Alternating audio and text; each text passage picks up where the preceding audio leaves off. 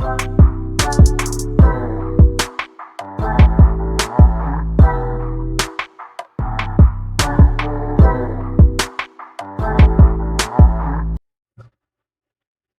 everyone, welcome back to our channel. And if you're new here, thank you so much for tuning in. I am going to, before I start the video, I'm going to just talk to you guys for just a minute. I'm not going to talk too long, but I just wanted to let you guys know that I am back and I will be posting videos. Today I'm going to be posting a part one of 2 or 3 videos of me just creating a unit for a client. This is just kind of like a recap of me getting in. I do have quite, a few new subscribers. And for you guys that are learning how to make wigs, I wanted to go ahead and post that first. And I will be doing a business segment. I am putting that together. I'm putting a few videos together for you guys. Thank you so much for you guys have been following me on here. I did leave a couple of posts just letting you guys know that your girl was going through it this year. It did not start off the way that I planned. I had quite a few obstacles in my way. But your girl is definitely getting back into it, healing. All right, so I cut that because I didn't want to keep rambling on. But the last thing that I just want to leave you guys with is that, of course, we did complete our rebrand. Even though everything that I was going through, throughout all the chaos, I still was able to complete the rebrand. So it was a full rebrand. We were I Hear You. Now we are Nettie's Here Teak. We also have a new website with new colors and everything like that. So, I am happy that I was able to stay on track and complete that task. And for you guys that are new here, welcome. And I'm going to go ahead and not hold you up any longer. And I'm going to jump right into this video. All right, guys, so I have a 21-inch canvas head and a mesh dome cap. So those are the measurements that I'm going to be using. And right now I'm just centering the cap where the wig is going to start. And you guys know that I use the ruler system on my canvas heads. If you're not using this system and you're having issues with getting custom measurements right, I encourage you to definitely try this system. It really works. I do have a video showing you guys how to create it, plus how to use it. So I'm just putting those measurements in. And I'm just checking the nape to nape because my measuring tape was missing from the back. And you want to make sure that that's lined up. Your nape is lined up. Okay, so after I'm done putting those measurements in, I'm going to get rid of that excess cap. You don't want your cap to be baggy like that. You do not want to sew on a cap like this. So you can either pull it to the front or pull it to the back or to the side, whichever way you do it, it's up to you. There's no one right way to do this. Whatever is, you're comfortable with, just as long as you take out the space.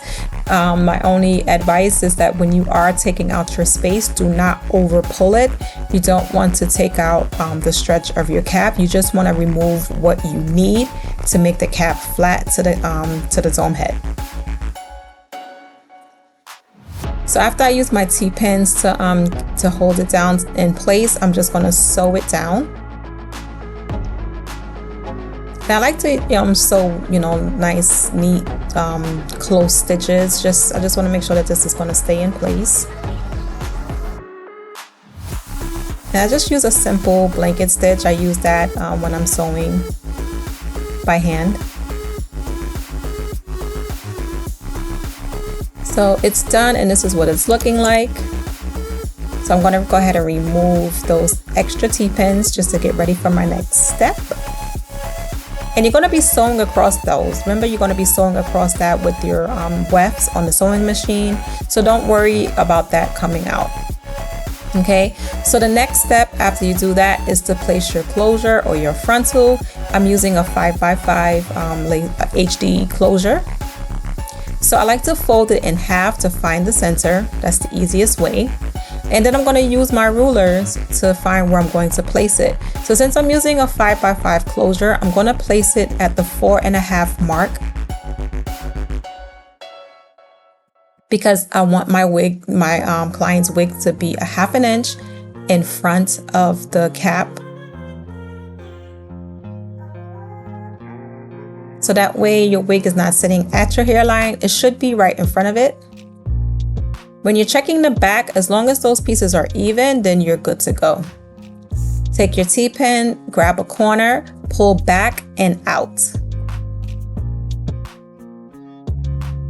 Back and out, and then you'll see that it's going to lay nice and flat to the wig cap.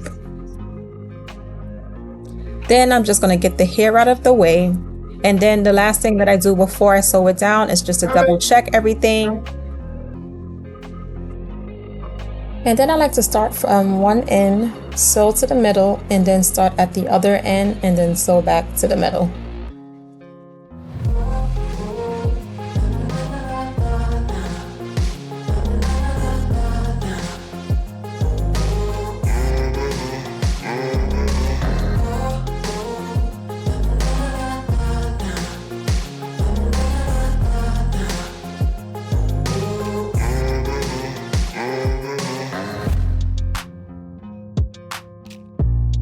Okay, and once my closure is nice and secure to the cap, now it's time to draw my lines.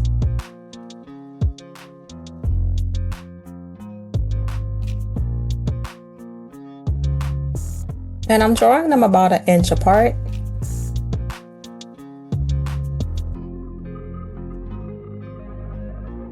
A little bit more than 1 inch back there because I am going to be tripling some of my tracks.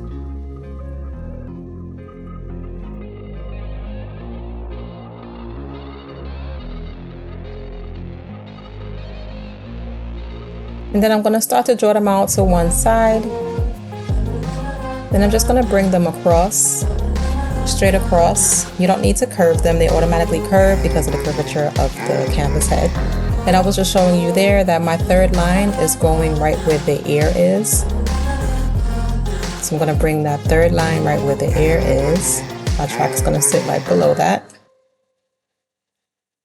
And then I'm going to continue to draw out the rest of my lines. It was a little hard to do it like this. Usually I'm like directly behind my canvas head or sitting down or whatever. But I was standing off to the side trying to do this for you guys to see. So my lines will look a little bit crooked, a little bit off.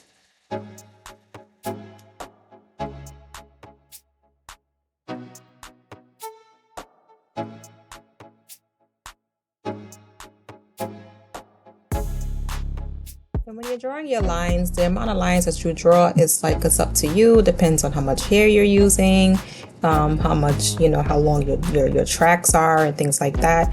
I know that the tracks that I'm using are going to be, they're really long. So I need to triple majority of it. So I do want to space out my lines to make sure that I have enough space to fit those triple tracks.